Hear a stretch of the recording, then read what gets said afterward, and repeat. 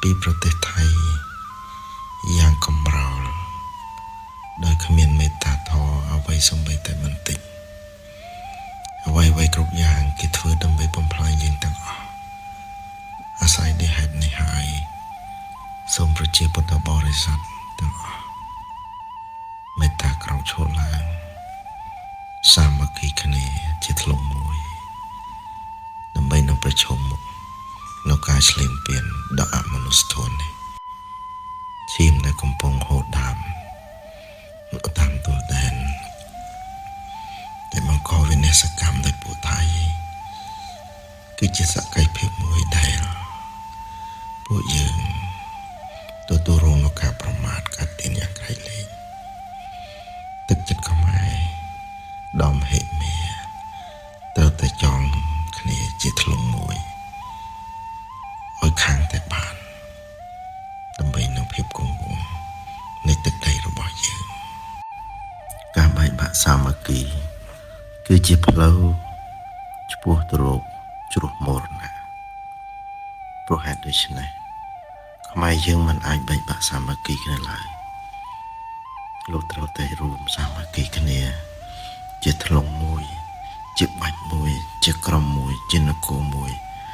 ដែលពោពេញទៅដោយមនសិការជាតិដ៏ក្រៃលែងជីវិតរបស់ពួកយើងមិនមានតម្លៃស្មើនឹងទឹកដីឡើយពីព្រោះពូជខ្មែរដែលខាតត្រូវតែរស់ពូជខ្មែរដែលខាតត្រូវតែគង់វង្សនឹងមិនអនុញ្ញាត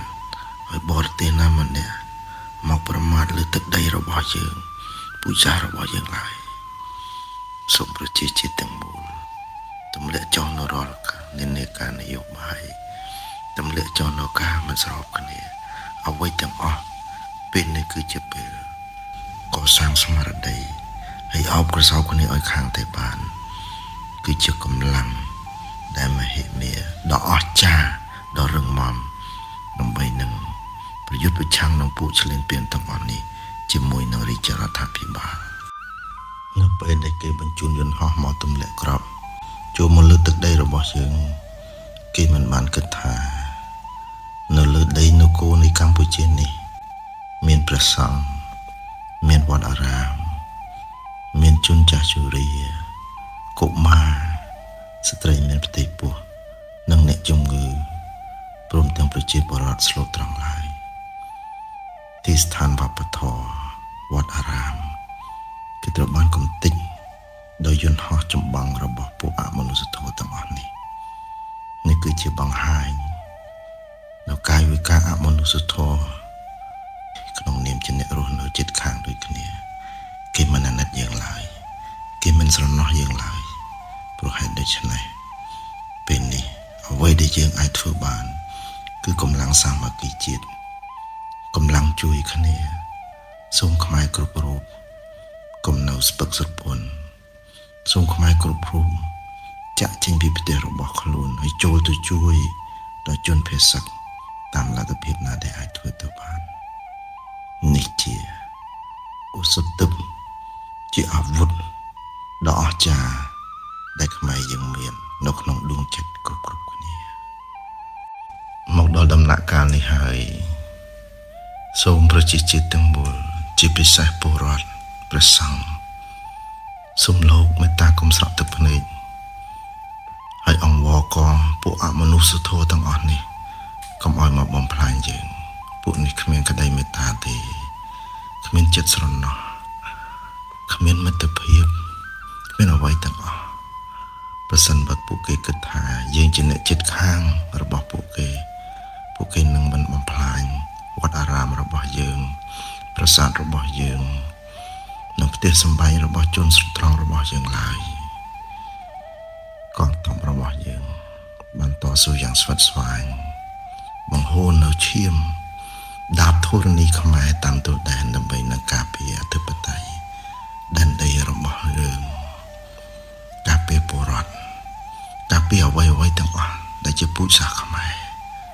អស់លោកវីរៈកងទ័ពលោកលះបង់ច្រើនណាស់លោកបួសជាច្រើនណាស់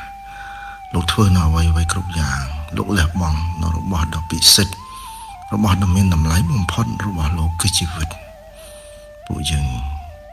ដែលនៅសមរភូមិក្រោយសូមគោរពលោកសូមបូជាចំពោះលោកនិងដឹងគុណចំពោះលោកនិងចងចាំនូវវីរភាពដ៏អស្ចារ្យរបស់លោកក្នុងគណៈពេលដែលលោកយកជីវិតរបស់លោកទៅការពារទឹកដីឲ្យរួចផុតពីការឆ្លងពៀននៃជនអមិតនេះប្រជានុរាស្ត្រជាទីស្រឡាញ់ព្រះសង្ឃជាទីគោរពគ្រប់រូបទាំងអស់នៃជនជាតិរបស់យើងគឺមានការជឿចាប់យ៉ាងក្រៃលែងដោយទទួលរងនៅអំពើដ៏អមនុស្សធម៌ពីពួកអមិតទាំងអស់នេះតែខ្ញុំបកករណាអាត្មាភាពសូមអំពាវនាវជូនចំពោះជនរៀនជាតិនិងព្រះសង្ឃគ្រប់ព្រះអង្គមេត្តាកុំឲ្យការជឿចាប់ទាំងអស់នេះคล้ายទៅជាភាពទន់ជ្រាយคล้ายទៅជាភាពអង្វរករនៅចំពោះមុខសត្រូវសូមប្រែคล้ายការជឿចាប់នេះឲ្យคล้ายទៅជាសាមគ្គីរបស់ជាតិទាំងមូលទើបយើងអាចប្រឈមមុខនៅជនអមិតនេះបានដីមួយចំអាមដែលស្ថិតនៅក្នុងដែនអធិបតេយ្យភាពរបស់ខ្មែរគឺជាកម្មសិទ្ធិរបស់ខ្មែរយើងជាមួយដំណក់របស់ជនជាតិយើងគឺជាឈាមរួមជាតិដែលយើងត្រូវតែការពារជនបរទេសមិនអាចនឹងអនុញ្ញាតមិនអាចនឹងចូលមកដើម្បីដណ្ដើមទឹកដីរបស់យើងឡើយហើយក៏គេមិនអាចនឹងប្រមាថនៅលោហិតខេមរារបស់ជនជាតិយើងឡើយឈាមមួយដំណក់សុទ្ធតែមានតម្លៃទាំងអស់ដែលជនជាតិយើងត្រូវតែការពារ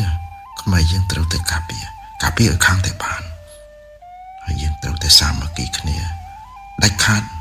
ទោះណាបាត់បង់ជីវិតយ៉ាងណាក្តីក៏ត្រូវតែធ្វើឲ្យបានដើម្បីកូនចៅយើងជំនាន់ក្រោយសូមព្រះនគរទាំងមូលប្រកបដោយសុខសុវត្ថិភាពនិងជ័យជំនះជារៀងរហូតតទៅ